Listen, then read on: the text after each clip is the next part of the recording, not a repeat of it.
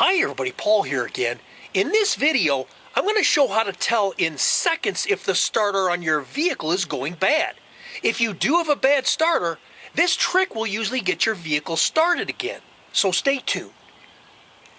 A very common symptom of a starter going bad is when you turn the key or push the start button to start the vehicle, you'll hear a clicking sound or you'll hear absolutely nothing. To determine if the starter is going bad, you'll first need to make sure that you have a good battery. So here are some different ways to check the battery. First, try turning the dome light on manually on the ceiling. If it's dim or it does not turn on at all, then you more than likely have a weak or dead battery.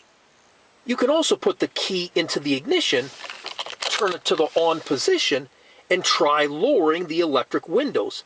If the windows go down extra slow or not at all, then you more than likely have a weak or dead battery.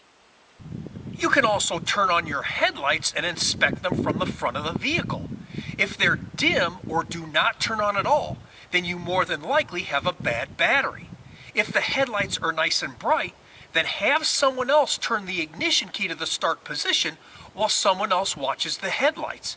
If the headlights dim or turn off, then you more than likely have a bad battery. Another classic sign of a bad battery is you may start losing memory presets for your power windows, power seats, and radio stations. Of course, you can always check the battery with a digital multimeter. Turn it to 20 DC volts. Take the one probe and place it on the positive battery terminal, and take the other probe and place it on the negative battery terminal. If the battery shows less than 11.8 volts, then you have a bad battery and it needs to be replaced. If you're not sure about the condition of the battery, you can always try jump starting the vehicle with a set of jumper cables. If the vehicle starts, then the starter is fine and you need to replace the battery. If you do not know how to use jumper cables, then click on the video in the top right-hand corner at the end of this video. Once you've determined that the battery is good, next you'll need to locate the starter. The way to do that is to first locate the positive battery cable, which will usually always be marked in red. It may have a red protective cover like this one, or the cable itself may be red. The battery itself will also be marked with a plus symbol. Sometimes the plus symbol can be hard to see like this one because the cable is covering it. Next, follow the positive battery cable. The other end of the positive battery cable will always be attached to the starter. The location of the starter will vary depending on the make, model, and year of the vehicle.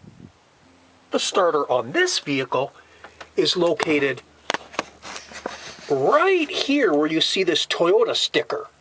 Once you locate the starter, you'll need to find something to tap on the main body of the starter. You can always use the lug wrench from your vehicle used to change a flat tire. The nice thing about this trick is you can do it by yourself. If you have two people, this trick will go even faster. If you're by yourself, then first tap on the starter. You do not have to tap on it hard.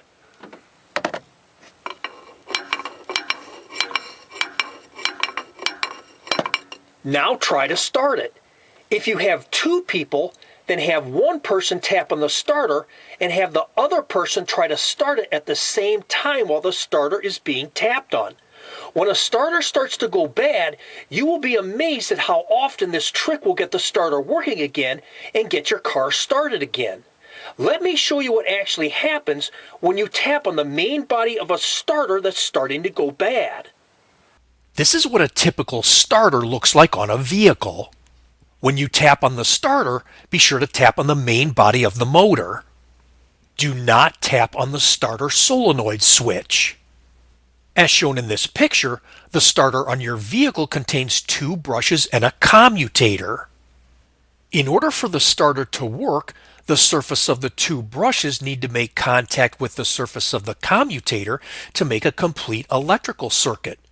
Over time, as the brushes and commutator wear down, it causes a gap which causes an incomplete electrical circuit. By tapping on the main body of the starter, this will usually cause the brushes and commutator to make contact with one another again and get the starter working again. If this trick does not work on the first try, then try it again.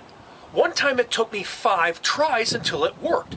The main thing to remember is do not rely on this as a permanent trick to get your vehicle started. You need to get your starter replaced as soon as possible. I hope you found this helpful, and if you like this video, please hit the like button below, share it with your friends, and please be sure to subscribe. God bless you and have a great day. Bye for now. And while you guys are working on your car, I'll be working on a tan on this beautiful white sandy beach.